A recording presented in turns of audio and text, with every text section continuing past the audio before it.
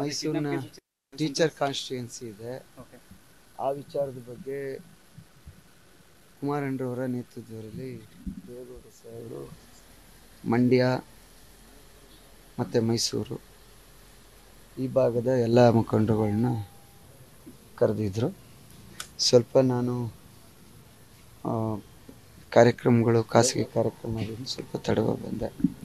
ಹಾಗೆ ದೇವೇಗೌಡ ಸಾಹೇಬ್ರನ್ನು ಕೂಡ ಭೇಟಿ ಮಾಡಿರಲಿಲ್ಲ. ಅವ್ರನ್ನೂ ಕೂಡ ನಮಸ್ಕಾರ ಮಾಡಿ ಹೊರಡುವಂಥದ್ದು. ಆ ಕಾರಣಕ್ಕೆ ಇವತ್ತು ನಾವೆಲ್ಲ ಸಭೆ ಸೇರಿದ್ವಿ. ಈಗ ನಿಮ್ಮ ಪ್ರಶ್ನೆ ಏನು ಹೇಳಿ? ಇಲ್ಲ ಸರ್, ಕಿಡ್ನಾಪ್ ಕೇಸ್ ವಿಚಾರವಾಗಿ ಸಂತ್ರಸ್ತೆ ಒಂದು ಹೇಳಿಕೆ ನೀಡಿದ್ದಾರೆ. ಯಾವುದು ಕಿಡ್ನಾಪು? ರೇವಣ್ಣ ಸರ್ ಕಿಡ್ನಾಪ್ ಆ ಒಂದು ವಿಚಾರವಾಗಿ ನೋಡಿ, ಕಿಡ್ನಾಪ್ ಮಾಡಿಲ್ಲ. ಒಂದು ನಿಮಿಷ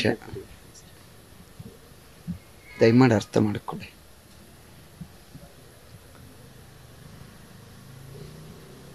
ಬೆಂಗಳೂರಿನಲ್ಲಿ ಅವ್ರ ಮೇಲೆ ಅವರಲ್ಲೇ ಕೆಲಸ ಮಾಡ್ತಿದ್ದಂಥವ್ರ ಕೈಲಿ ಕಂಪ್ಲೇಂಟನ್ನು ಕೊಡಿಸ್ತಾರೆ. ಮಕರಂದ್ ನಡ್ಕರ್ಣಿ ಸೈಕಲ್ ರಿಟೇಲ್ ಶಾಪ್ ಮೂಲಕ ತಿಂಗಳಿಗೆ 6 ಲಕ್ಷ ಗಳಿಸ್ತಿದ್ದಾರೆ. ನೀವು ಕೂಡ ಅವರಿಂದ ಕಲಿಬೇಕಾ? ಅವ್ರ ಜೊತೆ ವಿಡಿಯೋ ಕಾಲ್ನಲ್ಲಿ ಮಾತಾಡಬೇಕಾ? ಈಗಲೇ ಫ್ರೀಡಮ್ ಆ್ಯಪ್ ಡೌನ್ಲೋಡ್ ಮಾಡಿ. ಅದು ಬೇಲೆಬಲ್ ಅಂತ ಗೊತ್ತಾಗುತ್ತೆ, ಆಯಿತಾ? ಅದಾದಮೇಲೆ ಹೆಬ್ಬಾಳ್ನಲ್ಲಿ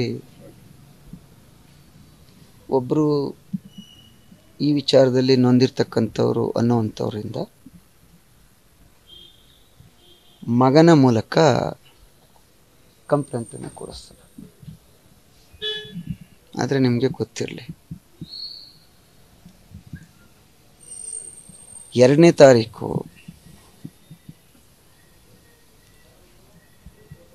ರಾತ್ರಿ 9:05 KR ನಗರದಲ್ಲಿ ನಮ್ಮ ತಾಯಿ ಕಾಣೆಯಾಗಿದ್ದಾರೆ, ಸತೀಶ್ ಬಾಬಣ್ಣ ಅನ್ನೋರು ಕರ್ಕೊಂಡು ಹೋಗಿದ್ದಾರೆ ಅಂಥೇಳಿ ಕಂಪ್ಲೇಂಟ್ ರಿಜಿಸ್ಟರ್ ಆಗುತ್ತೆ. ಆದರೆ ಆಶ್ಚರ್ಯ, 9 ಗಂಟೆ 2ನೇ ತಾರೀಕು 9:05 ಕೇಸು FIR ಆದರೆ ಆರೋಪಿನ ಬೆಳಗ್ಗೆ 12:00ವರೆಗೆ ಕಸ್ಟಡಿಗೆ ತೊಗೊಳೋದು ನೋಡಿದ್ದೀರಾ?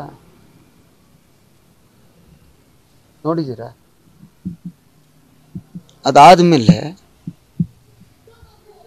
7 ದಿವಸ ಆ ಬೇಕ್ರಿಲಿದ್ದ CC ಕ್ಯಾಮ್ರದ್ದು ಹಾರ್ಡ್ ಡಿಸ್ಕು ಎಲ್ಲಿತ್ತು?